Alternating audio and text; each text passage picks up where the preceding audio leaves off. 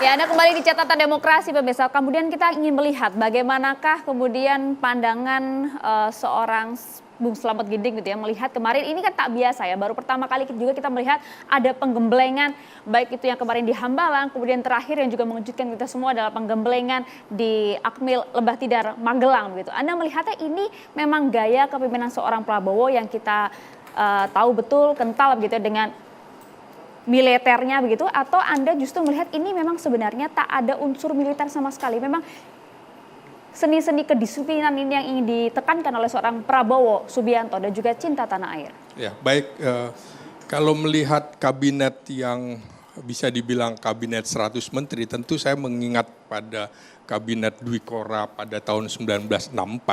Di situ kabinet Dwi Kora itu kalau kita lihat Dwi Kora pesannya, misinya ada dua. Pertama adalah perkuat ketahanan revolusi nasional. Yang kedua ada gagalkan pembentukan negara boneka Malaysia yang itu bagian dari kolonialisme Inggris. Nah, saya tentu mengingat hal ini dengan gaya kepemimpinan militeristik yang dianut oleh Bung Karno pada waktu itu. Misalnya ya, beliau membuat Waperdam. Sebagai presiden, sebagai perdana menteri, maka Waperdam 1 waktu itu Subandrio diberikan pangkat marskal tituler. Kemudian Waperdam 2 Johannes Lemena diberikan pangkat laksamana tituler. Lalu Waperdam 3 Khairul Saleh diberikan pangkat jenderal tituler. Di situ kemudian tujuannya memang ada yang ingin disasar, yaitu Malaysia. Maka kalau kita melihat asta citanya Prabowo Subianto, maka saya terjemahkan ini adalah 8 komando rakyat yang ingin digelorakan oleh Prabowo Subianto. Memang ini gaya kepemimpinan militeristik, cirinya adalah sangat formalistis, kemudian mengedepankan disiplin dan juga adalah kepatuhan bawahan kepada atasan. Jadi loyalitas tunggal kepada presiden, bahwa sekarang panglimamu adalah Presiden Prabowo Subianto, bukan presiden yang lalu. Nah, pesan ini menurut saya juga mengingatkan bahwa sebaiknya jangan coba-coba melakukan indisipliner kalau di dalam dunia kemiliteran. Maka bukan tidak mungkin nantinya secara guyon misalnya Menteri Keuangan Sri Mulyani, kalau gitu nanti saya boleh dikasih pangkat apa begitu kan. Jadi menurut saya para anggota kabinet ini mesti bersiap-siap karena Prabowo sudah mengingatkan bahwa ancaman perang dunia ketiga itu di depan mata. Karena itu kepemimpinan gaya atau model militeristik itu kapanpun bisa dilakukan. Maka para menteri itu harus bersiap-siap. Bahkan menurut saya sebaiknya tidak cukup anggota kabinet dibawa ke Magelang, kalau bisa dibawa juga ke Nusa Kambangan seperti para Kopassus mengambil baret komandonya dari Cilacap harus berenang sekitar 2,5 kilometer sampai Nusa Kambangan. Yang dimaksud saya adalah Nusa Kambangan bahwa jangan coba-coba menteri-menteri atau kabinet itu melanggar aturan, hukumannya bukan main-main, tapi di Nusa Kambangankan. Ini nakut-nakutin apa enggak nih Bang Slamet Ginting? Maksudnya gimana nih Pak Slamet Kok Nusa Jadi begini, Kambangan gitu ya? Bukan. Jadi menurut saya dengan gaya militeristik itu pesannya adalah bukan seperti yang selama ini di mana elit-elit kita itu bisa berlaku melanggar hukum seenaknya. Maka saya menyarankan kepada Presiden Prabowo, kalau anggota kabinet atau elit-elitnya berlaku melanggar hukum karena beliau ingin menerapkan atau menjadi panglima korupsi, kalau bisa hukumannya bukan hukuman angka, tapi hukuman huruf. Hukuman huruf itu apa? Seumur hidup atau mati.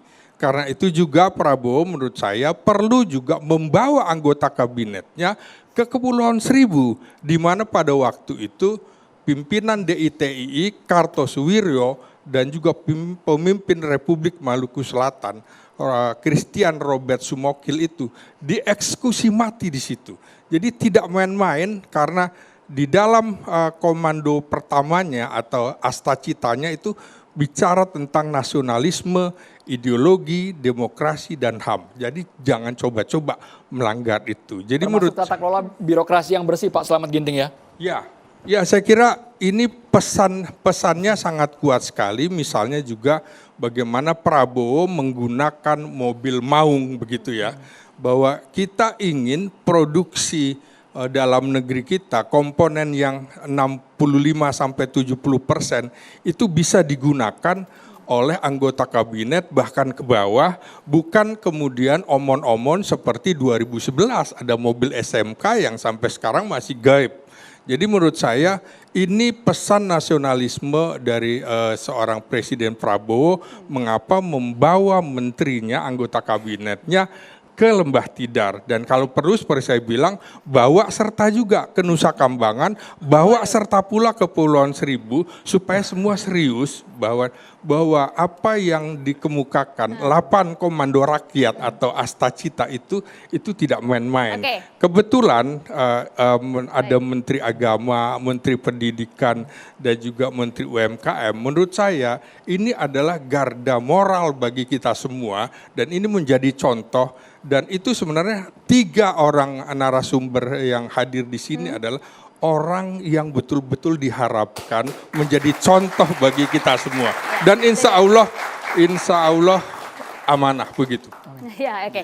Pak Sastro, apakah Anda juga sepakat gitu? Anda melihat kemarin penggemblengan di Magelang ini sudah cukupkah membuat para menteri di Kabinet Merah Putih sudah satu visi, satu misi dengan Presiden Prabowo?